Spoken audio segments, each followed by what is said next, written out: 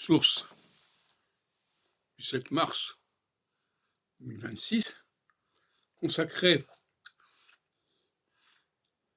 à Uranus, Neptune et Pluton, a été évidemment impactée par les événements récents.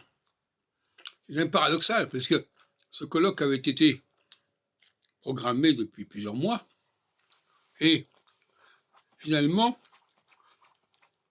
il est impacté par ce qui vient de se produire depuis quelques jours. Et alors évidemment, l'occasion faisant le larron, on ne parle que de ça. L'astrologie, au lieu de calmer le jeu, met de l'huile sur le feu. Il dit, oui, regardez. Alors évidemment, avec les nouvelles planètes, les planètes lentes, on a tendance à attacher beaucoup d'importance à ces planètes lentes, et notamment au fait que si ce sont des planètes lentes, ce sont des événements rares et graves, alors que des événements qui se produisent tous les 7 ans, c'est pas grand-chose. C'est comme ça que ça fonctionne. Mais ce que je voudrais signaler aussi, et je m'intéresse notamment à l'exposé qu'on a fait à l'occasion de ce colloque, il n'était pas là, mais ça a été enregistré, Samuel Jean Gutenberg, qui parlait tout le temps de mon thème, mon thème, mon thème, mon thème. Voilà. Alors on lui demandait des renseignements, ah oui, mais mon thème, voilà.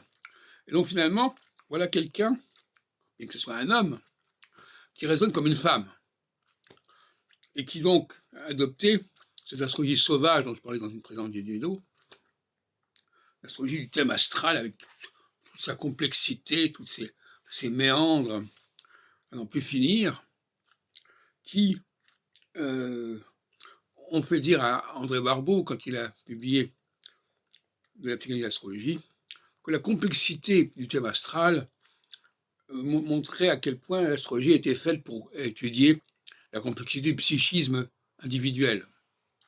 Voilà la belle définition. Et par conséquent, il est évident que pour moi l'astrologie, la vraie astrologie, l'astrologie nouvelle, l'astrologie réformée, l'astrologie de la création du monde au sens biblique, elle n'est pas là pour s'intéresser à l'individualité. Elle est là pour s'intéresser à la population mondiale et à donner une unité à cette population mondiale. Mais pour qu'il y ait une unité, il faut qu'il y ait un déterminisme astral commun, identique, et non pas un déterminisme où chaque thème nastal est différent. Il y a une sorte d'incohérence à ce niveau-là.